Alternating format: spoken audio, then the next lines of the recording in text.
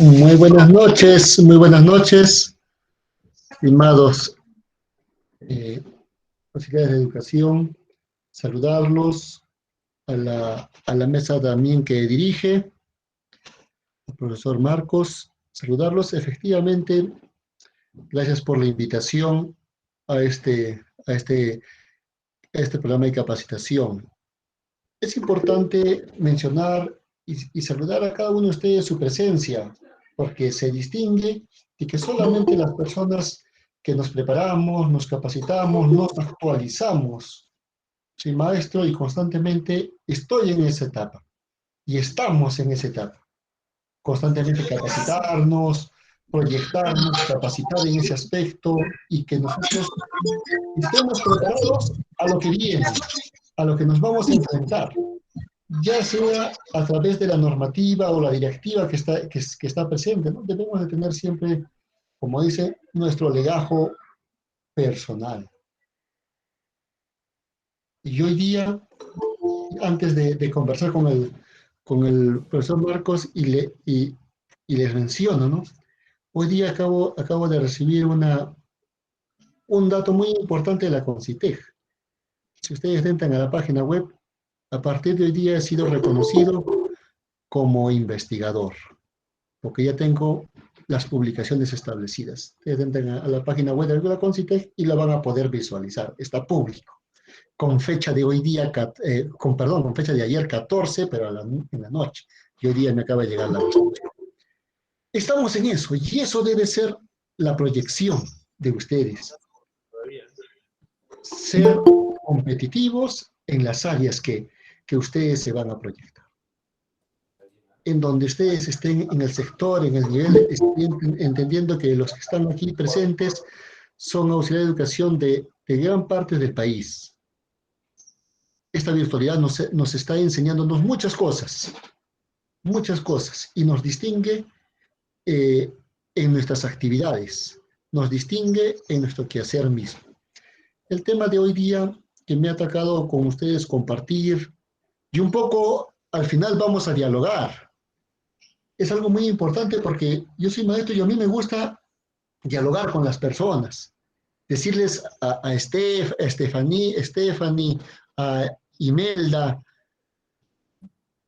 Renzo, está Pilar, y la lista que acá tengo es para mencionarlos, me pondría a mencionar a cada uno de ustedes, Abigail, Ana, Andrea, saludarlos efectivamente y a todos los que están presentes, Aide, Lorena, saludarlos y efectivamente vamos a participar y vamos a dialogar y vamos a conversar un poco sobre esta situación de las características evolutivas de los niños y de las niñas.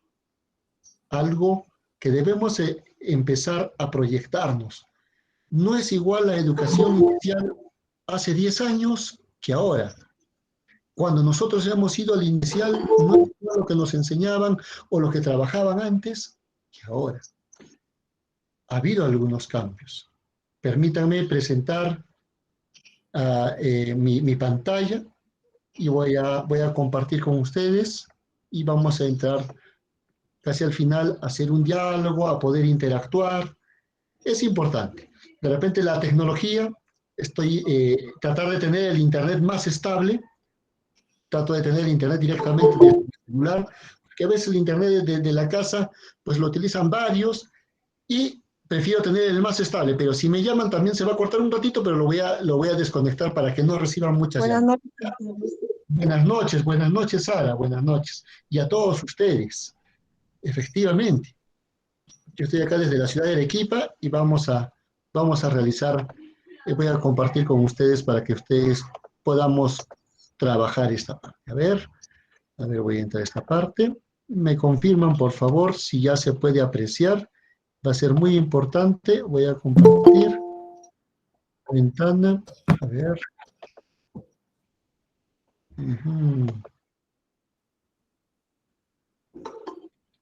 Acá está la presentación. Y listo. ¿Se puede apreciar, estimados Sí, participantes? profesor. Sí, profesor. Listo, eso es muy importante. Gracias, gracias a cada uno de ustedes que estamos aquí. Entonces vamos a hablar hoy día de las características evolutivas de los niños y de las niñas. Efectivamente, Buenas eso es algo... noches, profesor. Buenas noches, compañeros. Buenas noches, efectivamente. Entonces, vamos a ir interactuando y vamos a ir viendo algunas situaciones que se presentan. Y tenemos que empezar a hablar de estas características realmente desde el origen. ¿De dónde parte estas características de los niños y de las niñas? Empieza desde el vientre de la madre. Ahí empieza el periodo prenatal. Efectivamente, empezamos a realizar esta situación, este proceso evolutivo. Es muy importante.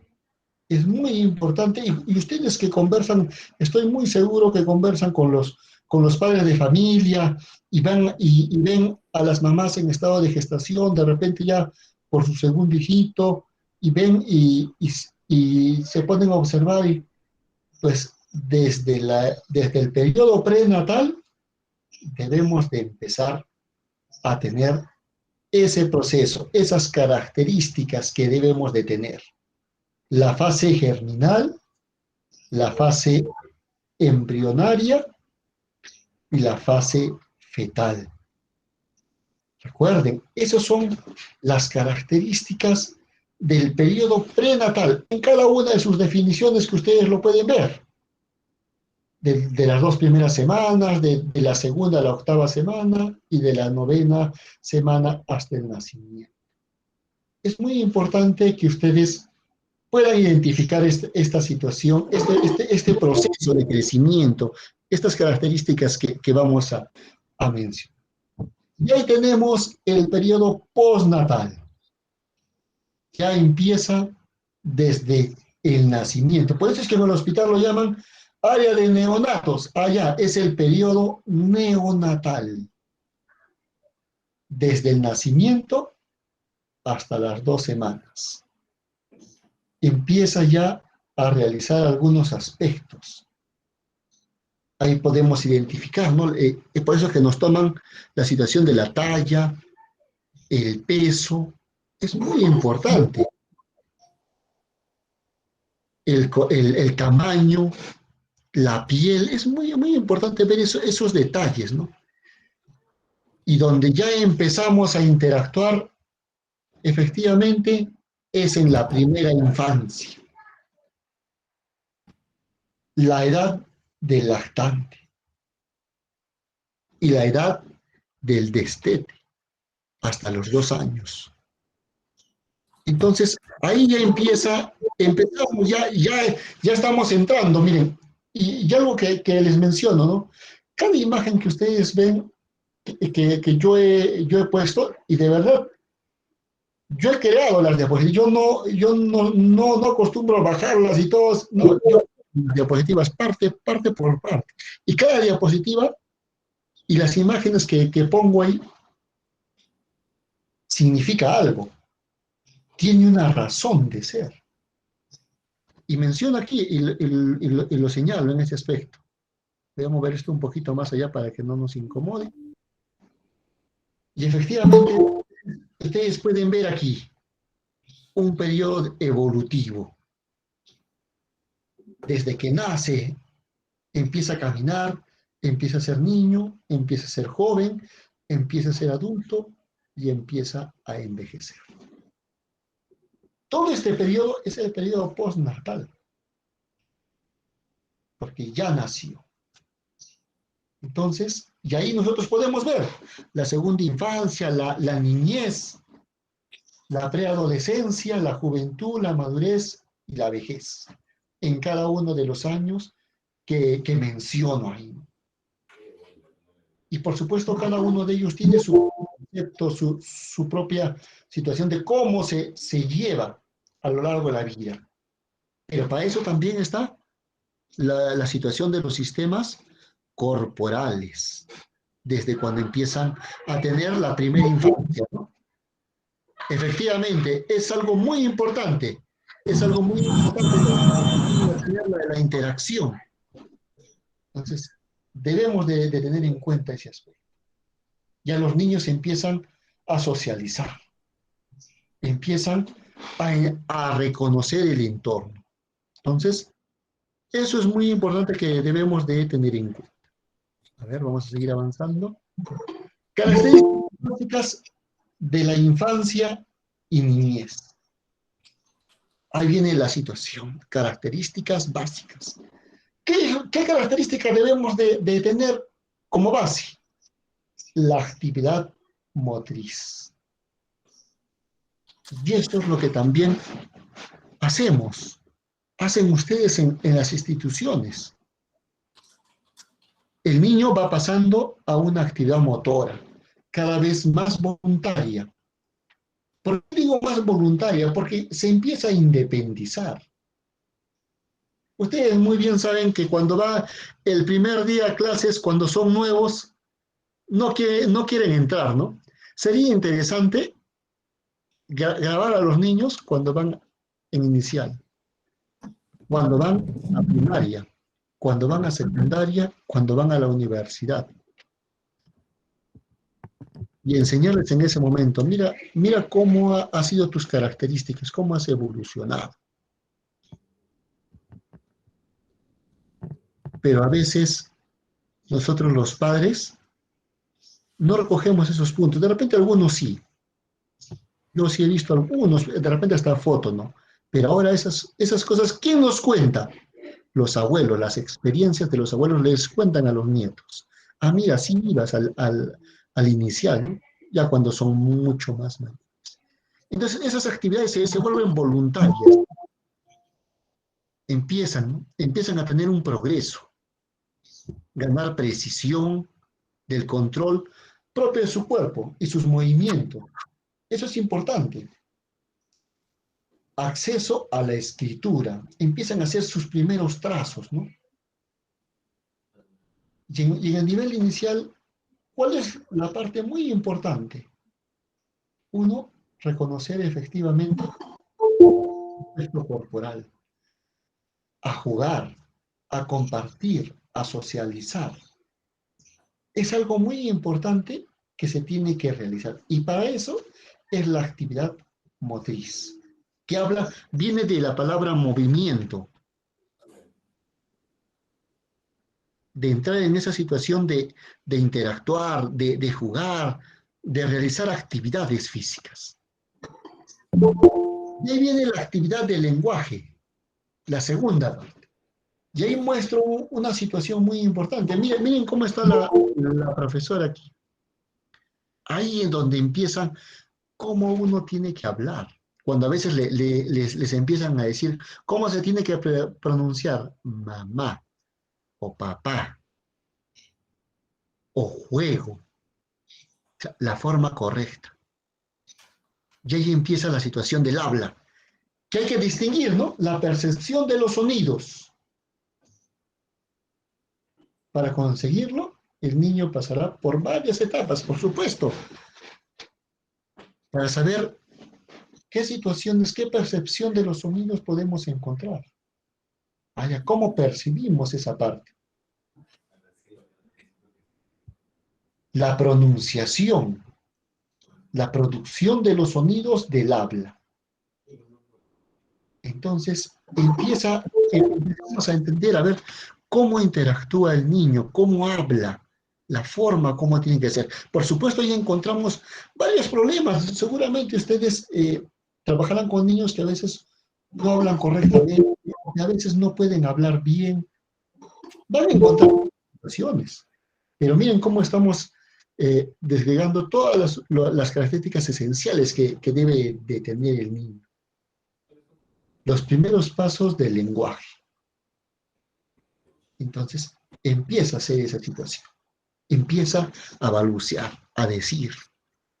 Y por eso pongo acá el sonido, el oído y el cerebro, porque empiezan a interactuar desde el instrumento, el sentido y lo que se refiere a la parte del aspecto holístico de la persona.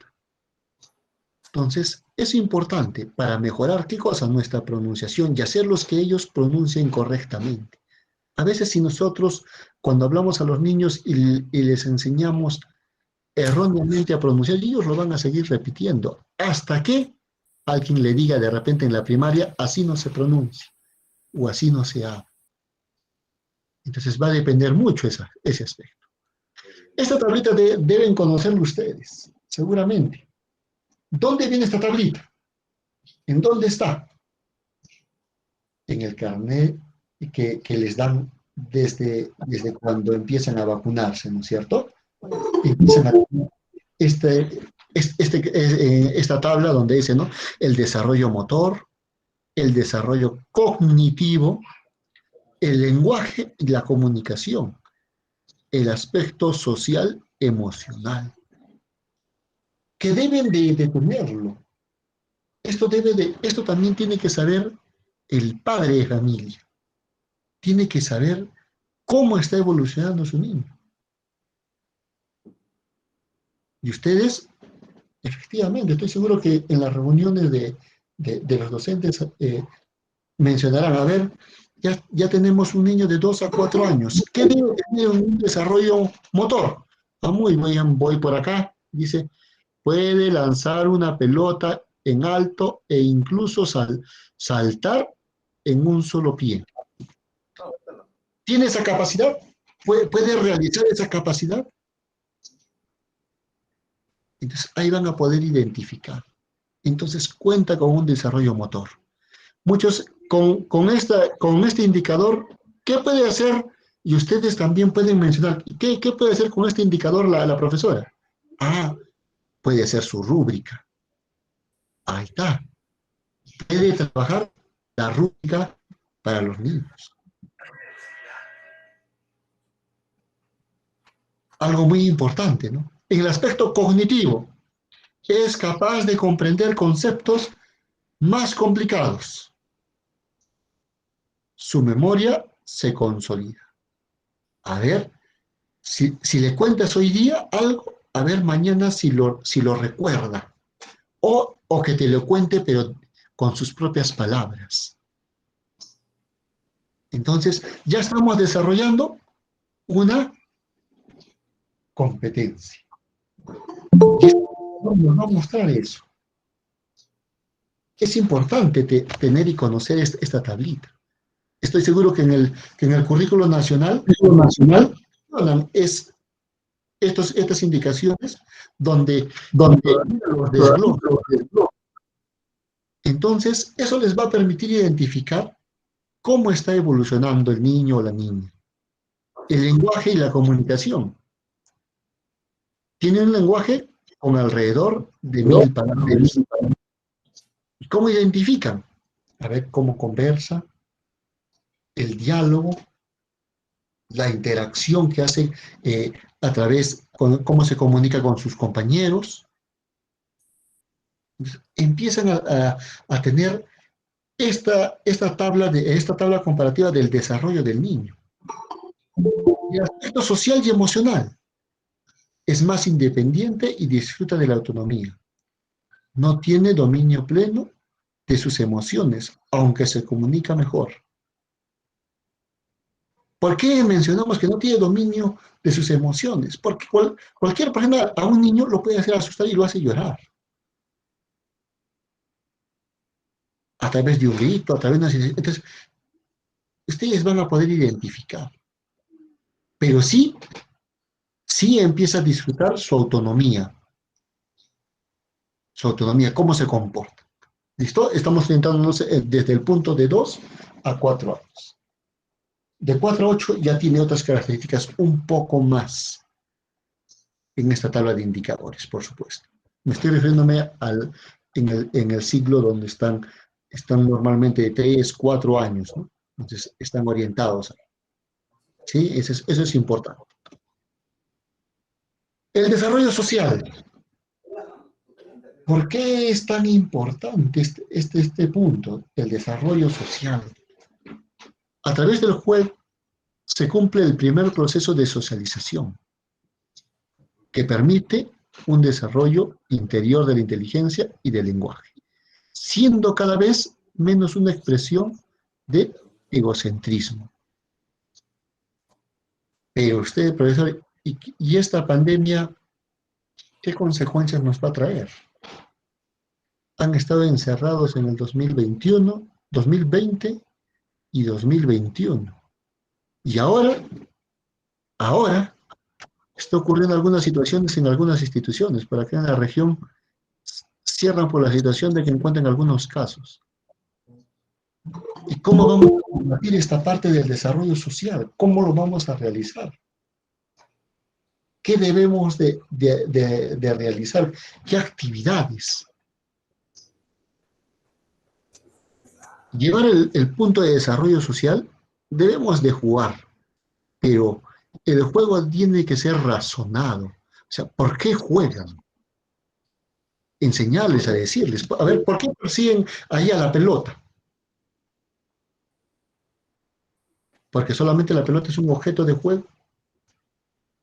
Entonces, ahora ya los niños hay que decirles, ¿no? La pelota te sirve para este deporte, en tal deporte.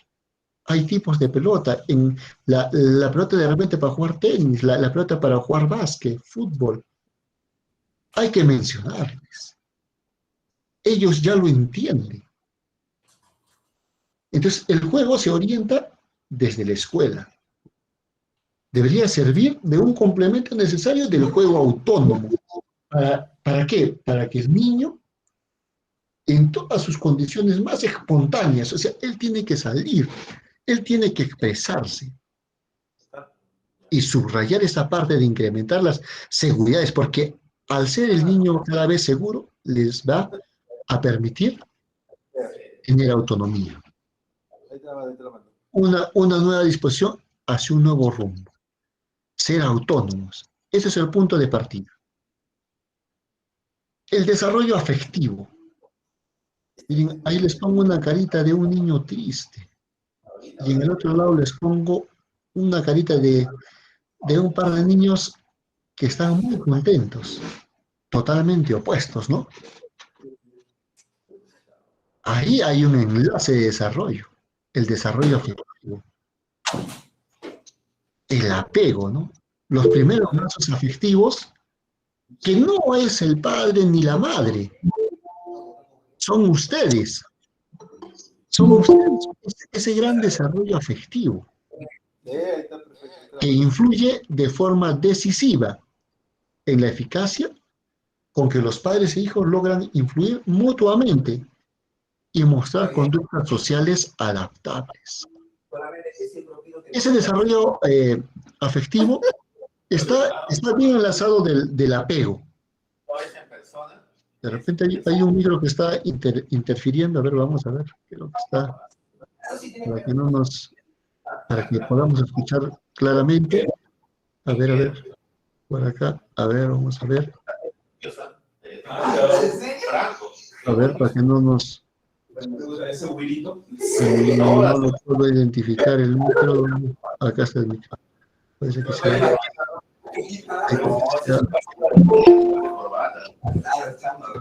El micro está prendido. A ver, vamos a silenciar. Uy, silenciar. Listo. Listo. Muy bien. Ya está. Entonces, volvemos a la pantalla. Perfecto. Entonces estábamos hablando un poco del apego. Efectivamente, ¿no? Es parte del desarrollo afectivo. Pero ¿a quién se apegan en la institución? A ustedes. Mira, llegan a la institución y a veces les dan un fuerte abrazo. Y eso es una conducta efectivamente que infiere con los niños, infiere y realiza alguna situación.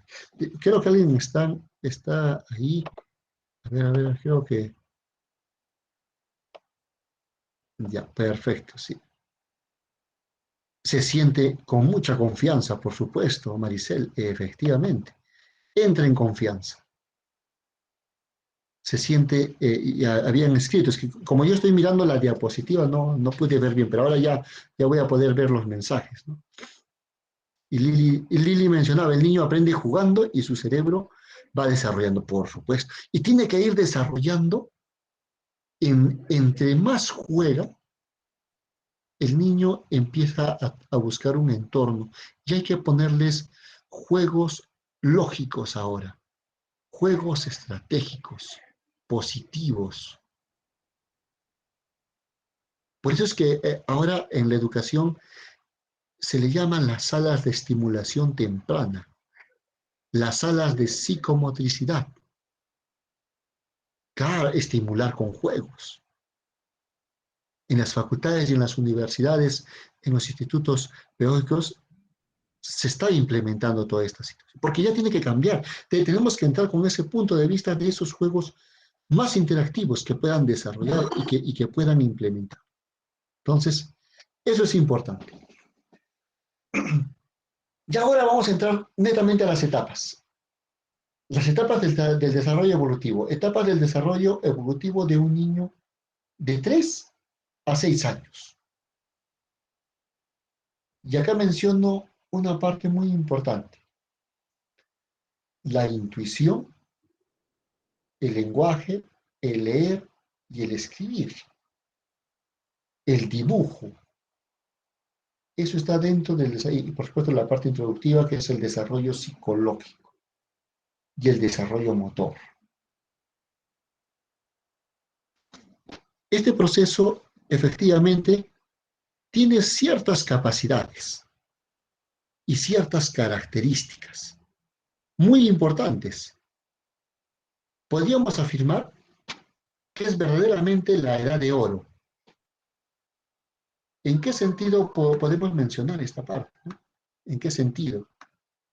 Entonces, podemos realizar que el niño pasa de conocer bien y controlar su realidad familiar y se encuentra con el mundo exterior. Ahí se encuentra realmente cuando va a la institución. Cuando va a la institución empieza a realizar ese punto de partida.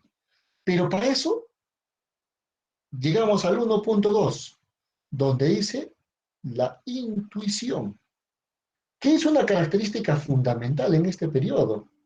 El niño pasa a tener un pensamiento de carácter intuitivo como anterior a la adquisición de la lógica, en una etapa posterior. ¿Y quién define toda esta parte de la intuición? Es Piaget. Define el pensamiento intuitivo. Este proceso esquemático que imita todavía de cerca los datos perceptivos, centrándose en su propia manera. O sea, que haga él a su manera. Pero ahí debemos inferir. Si haces así, puede ocurrirte esto. Como está en la figura, por eso es que les menciono, a ver, si yo cojo el pincel y muevo por todas partes, yo me puedo ensuciar. Pues ahora hay que decirles qué te va a ocurrir si haces de esa manera. Y vas a tenerte que irte a lavar. Entonces, ya le estamos hablando de causa y consecuencia. Miren, desde muy niños. Por eso es que ustedes ven ahora el curso de CIT, se enseña desde inicial hasta la secundaria. Porque tiene ese punto de partida.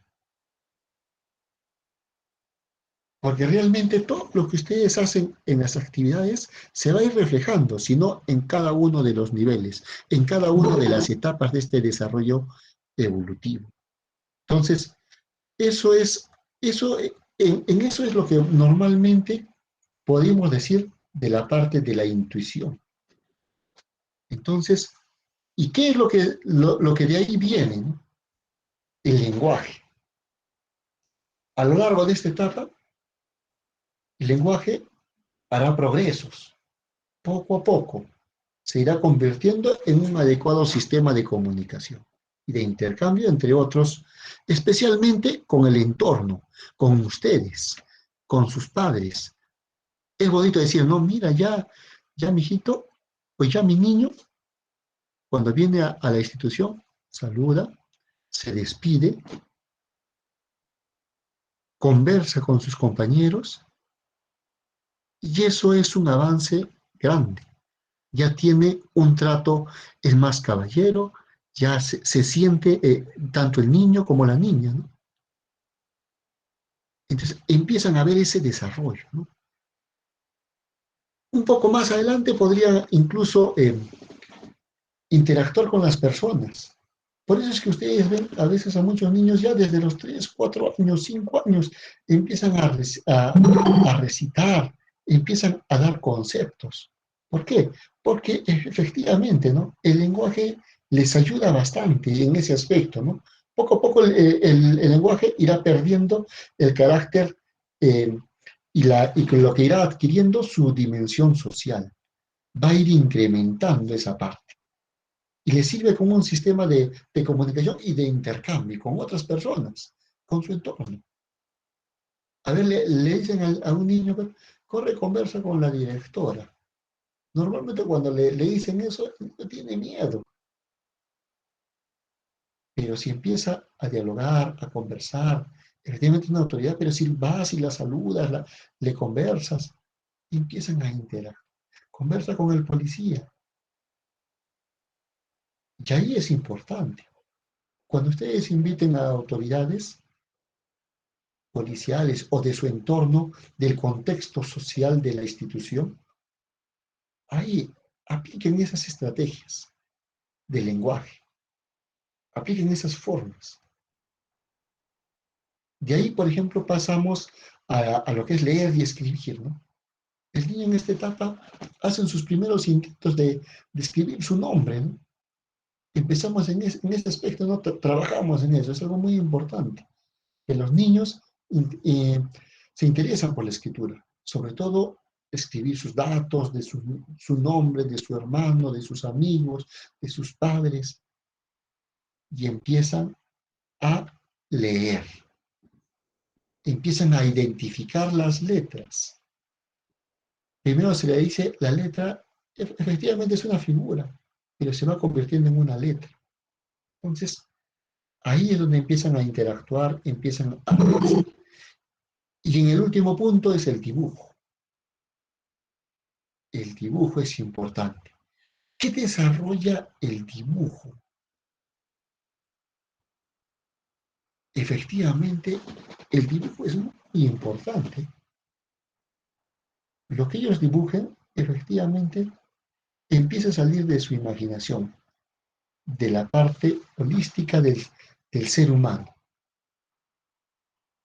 El dibujo infantil espontáneo, con los elementos debidamente identificados, como son la capacidad de observación, la capacidad de medición, la capacidad de entender lo que yo quiero expresar. El dibujo expresa muchas cosas. Por eso es que los aspectos psicológicos, cuando ustedes van a sacar un examen psicosomático, ¿qué les dije? A ver, dibujan a una persona. Por eso es tan importante el dibujo.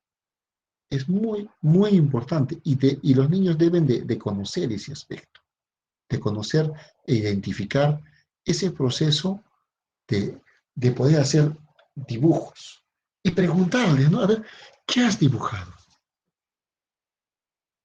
¿Qué entiendes por tu dibujo? Y van a empezar ellos a razonar. Tenemos que enseñarles ya a los niños a razonar. Y en este punto 2 está el desarrollo motor. Ahí está, ¿no? La motricidad fina y la motricidad gruesa, ¿no es cierto? Y eso ya de repente ustedes lo han visto, ¿no? Fina, efectivamente, ¿no? Con las manos directamente. Es importante, ¿no? El desarrollo motor. ¿Y qué entendemos por esta parte, ¿no? Del desarrollo, del desarrollo motor? En esta etapa, por ejemplo, empezamos a adquirir habilidades psicomotrices.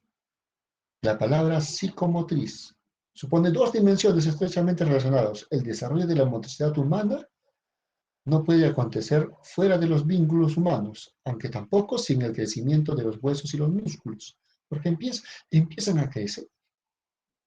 El cuerpo en el niño o la niña ya va a empezar a desarrollar poco a poco y ellos mismos se tienen que identificar.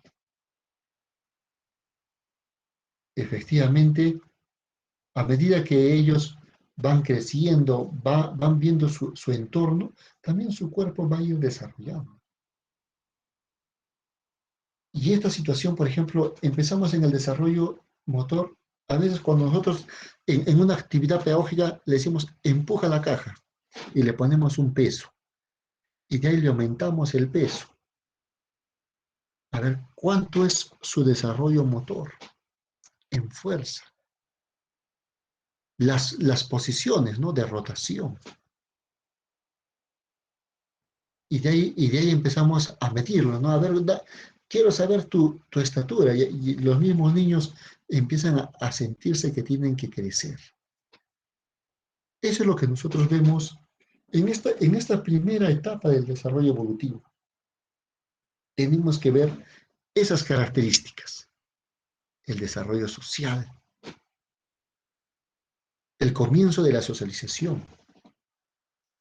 Tenemos que socializar, jugar unos con otros. Tipos de juguetes, reconocer los tipos de juguetes. Yo ya he visto y he trabajado en un grupo, desde niños les enseñan la robótica. Desde muy niños, ¿eh? Cómo funciona un robot, desde muy pequeños. Las necesidades de las reglas, muy bien, es algo muy importante, ¿eh? Existen reglas o normas en el aula. El deseo de ser mayor. Esos aspectos, de verdad que el tiempo es corto, pero mencionarles, ¿no? Ustedes cada vez que conversen con los niños y los padres, de verdad, algo muy importante en inicial, yo siempre he tenido esta política desde cuando yo estuve en la universidad, decía, ¿no? En el aspecto social, aspecto económico, decía, a ver, ¿cuál es el profesional que te debe ganar un poco más? Y realmente donde se inicia esto es en el nivel inicial. Es el que tiene mayor trabajo, porque ellos no tienen recreo. Están constantemente desde cuando está el niño en la institución hasta cuando se van. No tienen recreo. Ahí ven un aspecto social, la llegada a la escuela, la sexualidad, identificar a los niños y a las niñas, aprender a reconocerse. Como les decía, ¿no? Cada una de estas figuras que yo les pongo identifican eso, ese aspecto. Y pasamos a la segunda etapa del desarrollo evolutivo. Mencionarles, de 7 a 10 años, cuando ya empiezan a tener otros aspectos, ¿no? El desarrollo intelectual, el desarrollo psicológico y el desarrollo social. Para mencionar nada más, porque ahorita vamos a empezar a conversar un poco más de esto. El desarrollo intelectual, efectivamente, ya empezamos a tener la capacidad de retención de la información y de seleccionar lo que nosotros necesitamos o lo que el niño necesita. Eso es muy importante, el desarrollo intelectual. El desarrollo psicológico. En sí, estos procesos que, que el niño poco a poco empieza a razonar, a interactuar, a realizar con los demás. Entonces, empezamos a tener que los niños y las niñas en sus interiores buscan ellos preguntas. ¿Por qué estoy creciendo? ¿Cómo estoy desarrollando en mi pensamiento emocional? En esa etapa también empiezan a que los niños quieran ser cada vez más grandes, de tener un pensamiento tan importante que los padres y las madres y los maestros respeten e incluso favorezcan esta prioridad, como en lo anterior, ¿no? Esta actividad de los niños y de las niñas se viene ya en actividades lúdicas, en actividades de juego, en el desarrollo psicológico. Cambios físicos, por supuesto. Empiezan a sentir esa situación de los cambios físicos. Y dentro de eso está también este otro punto que es el desarrollo social. Ya empiezan a seleccionar. Mi amigo, mi amiga, empiezan a compartir un aspecto social. Es muy importante. A ver, creo que me he pasado. Listo, acá el desarrollo evolutivo de 10 a 14 años. Aquí la adolescencia como esta etapa evolutiva, ¿no? Este punto, ¿no? ¿Y por qué menciono esta situación, no? Porque es parte de este proceso. Pero, ¿de dónde van a sacar estos arraigos? De la niñez. Y acá yo les menciono, ¿no? Ya empiezan a tener efectivamente un aspecto social el desarrollo de la adolescencia. ¿Por qué se les dice adolescencia? ¿De dónde viene ese término? De que vienen, que adolecen de algo.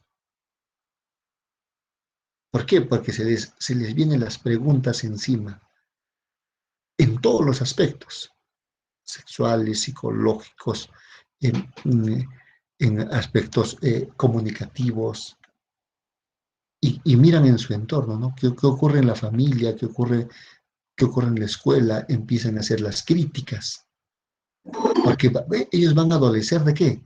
De necesidad de información. De ahí viene la pubertad, los cambios físicos más importantes. Por eso ahí es muy bueno identificarlos y decirles a los niños esos cambios físicos que van a realizar, ¿no? Así como cuando una niña empieza su proceso de su periodo, a un niño empieza a desarrollar sus aspectos físicos, el desarrollo psicológico, el pensamiento formal. Eso es muy, muy importante, el pensamiento formal. Porque realmente encontramos a las personas que buscan una estructura para vivir. Y desde esa edad ya empiezan a tener esa perspectiva, ¿no? Esa perspectiva del pensamiento formal, ¿no? A ver, ¿qué es lo que yo voy a identificar? ¿Qué es lo que yo voy a identificar a las personas? ¿Cómo yo voy a definir? ¿Cómo defino yo a mi profesor, a mi profesora? ¿Cómo yo voy a hacer esas actividades? Entonces, empiezo yo a definir el pensamiento formal. Empiezo a tener esa condición de poder hacer las críticas constructivas. Entonces, el niño empieza a caracterizar ese punto. Ahí viene la consolidación de la identidad y la personalidad. Entonces, esa situación de la consolidación de identidad, ¿de dónde parte? Del ser. Yo cómo soy, cómo me identifico. A veces a los niños debemos de preguntarles, a ver, ¿cómo te identificas? ¿Una buena persona, mala? ¿Qué es lo que no te gusta? ¿Qué es lo que te gusta? Aprender a reconocer estos procesos, a reconocer realmente la identidad. ¿Qué te gusta más hacer? ¿Cómo te gusta jugar? A ver, un día de reconocimiento de todos ellos. Y si imaginan si lo expresan en dibujos, sería ideal. A ver, tú dices que te gusta jugar. A ver, dibuja, ¿a qué te gusta jugar? Y dibujan su pelota. ¿A qué te gusta jugar? A la salsa soda. ¿A qué te gusta jugar? En el celular. Esta pandemia nos ha enseñado mucho a que a veces no aprendemos a consolidar la identidad y la personalidad. Entonces, debemos de tener en cuenta ese aspecto, ¿no? De ahí el aspecto de desarrollo social, el desarrollo moral, la conducta pro y antisocial, las relaciones familiares y la búsqueda de la autonomía. El grupo de iguales es el proceso de conformismo e influencia. Y eso debemos de tener en cuenta. Recordemos que estamos en una edad de los adolescentes. A veces, a veces ellos miran, ¿no? Mis padres no me entienden. Y se siente ahí enojada, se siente ahí. Y se amarga también, pues. Y se entiende esa situación. De ahí viene el ocio y el tiempo libre. Y ahorita vamos a conversar un poco también, ¿no? Sobre el ocio. A ver, ¿el ocio es necesario? A ver, les pregunto, a ver, me van a decir ya, a ver, ¿el ocio es necesario? ¿Es importante en las personas? De ahí viene el inicio de la búsqueda de pareja. Por supuesto, ya recuerdan que están ya en la adolescencia. Pues efectivamente, no quieren sentirse solos ni solas. Quieren, ¿por qué? Porque, por supuesto, que ven también en su entorno, ¿no? Y de ahí viene el contexto educativo. Allá empiezan a pensar, a ver, ¿qué tengo que estudiar? ¿Qué tengo que realizar? Y empiezo a tomar ese análisis. Listo. Esta es la primera parte de la exposición que quería mencionarles. Voy a dejar de compartir y un poco conversar con ustedes, conversar un poco y mencionarles, ¿no? Efectivamente, conversar un poco relacionado a este tema del ocio. A ver, ¿el ocio es necesario?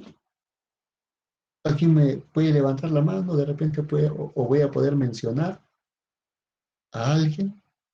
¿Qué, ¿Cuál es su opinión de ustedes? ¿Creen que el ocio es necesario en el proceso evolutivo? ¿Qué tal, Erika? ¿Cómo estás? Muy buenas noches. Buenas noches, profesor. ¿Qué tal? Sí, en efecto, creo que en algún momento, no en exceso todo controlado, pero creo que el ocio forma parte de lo que es nuestra autorregulación, ¿no? De cierta forma, es un equilibrio, digamos, ¿no? Frente incluso de mucha alegría, pues también, ¿no? Es un descanso. Entonces, como, bueno, hemos aprendido en esta pandemia de también aprender a tener una pausa activa, ¿no? Una pausa siempre es buena para poder recuperar fuerzas o para siempre encaminarnos correctamente. Correcto. Muy bien, Erika. Gracias por tu participación. Maricel, ¿qué opinas, Maricel, del ocio? Profesor, buenas noches. Disculpe, ¿Cómo yo sobre estás? el ocio opino que el conjunto es un conjunto de ocupaciones que el individuo realiza de forma voluntaria para descansar, para divertirse o para desarrollar su formación desinteresada o su libre capacidad creadora cuando sea liberado de sus obligaciones personales. Muy bien, efectivamente, hay un punto importante, fuera de sus obligaciones personales. Rocío, a ver, última intervención de Rocío. A ver, adelante, Rocío. ¿Me escucha? Sí, se escucha fuerte y claro, Rocío. Ya, profesor, buenas noches, con todos buenas noches. Para mí el ocio no que es sinónimo de descanso, lo cual que nuestro cuerpo, nuestro organismo necesita de un descanso para continuar con nuestras actividades con todas las energías, ¿no? Para que todo nos salga bien también. Ese es Muy mi bien, opinión. correcto, muy bien. Y último está Caterine Graciela. ¿Cómo estás, Caterine? Buenas noches. Profesor, muy buenas noches con todos. Profesor, buscando en internet me di con el significado de la palabra ocio o por qué es importante. Y bueno, nos dicen que las actividades del ocio son importantes porque dan energía positiva a la persona, refrescan la mente y ayudan a largo plazo a mantener la salud y tener paz mental. Creo que eso define lo que es el ocio, profesor. Muy bien. O sea, entonces llegamos a estas conclusiones. A ver, última intervención de Stephanie. Stephanie, ¿cómo estás? Buenas noches. Buenas noches, profesor. Bueno, es una actividad de recreo, es como una diversión o descanso llevada a cabo durante el tiempo libre o por lo tanto distinta al trabajo o a las tareas domésticas de casa. Muy bien. Entonces podemos llegar a la conclusión, es necesario tener ocio en nuestra jornada de las actividades que realizamos en la institución. Un momento de ocio. Podemos decir esa conclusión.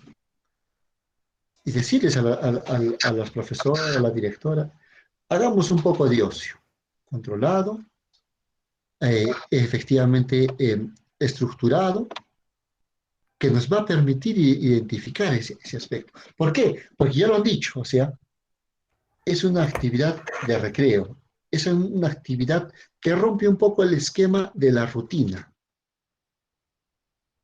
¿Y qué entendemos pues en el recreo?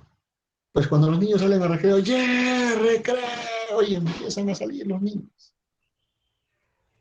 Y llegan el momento de cambiar el esquema de lo que están en el aula un poco vertical, porque les dicen a la profesora, esto es lo que tienen que hacer, esto es lo que tienen que realizar. Eso es muy importante. Gracias por participar. Pueden bajar la mano los que están ahí presentes.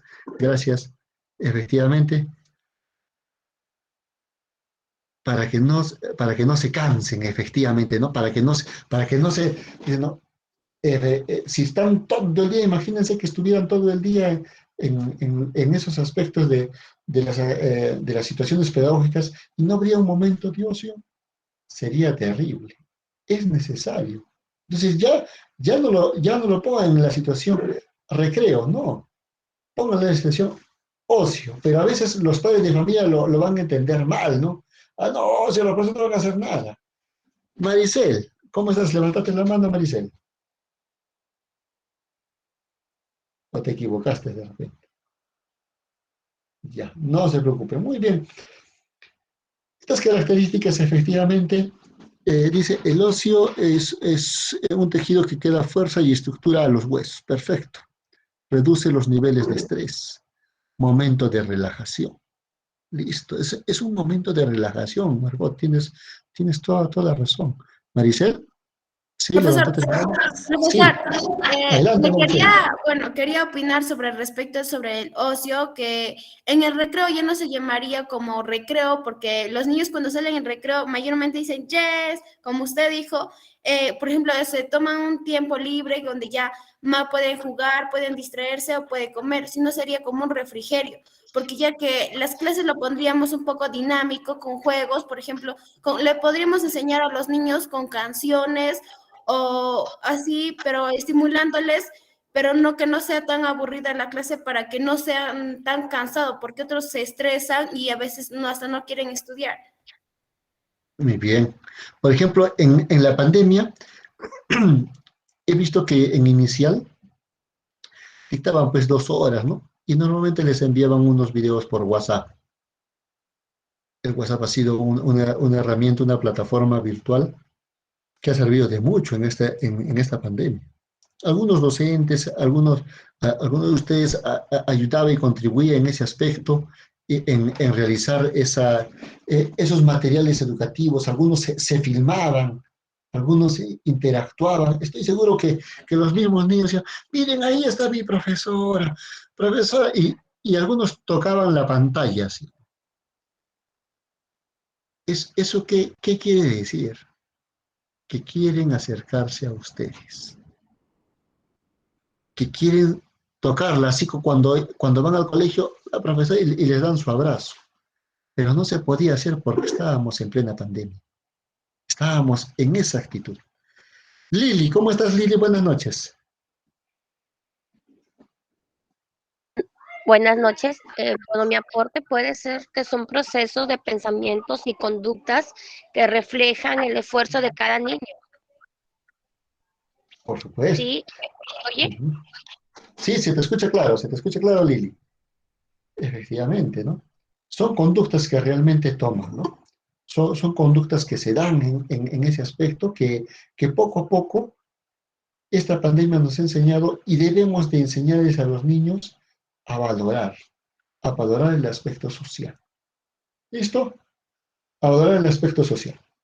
Muy bien. Demos un ratito una situación en esta primera parte de poder conversar un poco con ustedes. Acá Maricel me dice, no, tener una relación entre el niño y la maestra donde le damos confianza para que se pueda desenvolver sin problemas, ¿no? Ahí está el grado de confianza, el grado, y de verdad empiezan ahí a tener la empatía. Por eso es que a veces encontramos, ¿no?, a jóvenes que son apáticos. ¿Por qué? Porque en la niñez no les han enseñado esa parte a socializar, a compartir. Eso es muy importante. Muy bien, muy bien. Demos un ratito, un respiro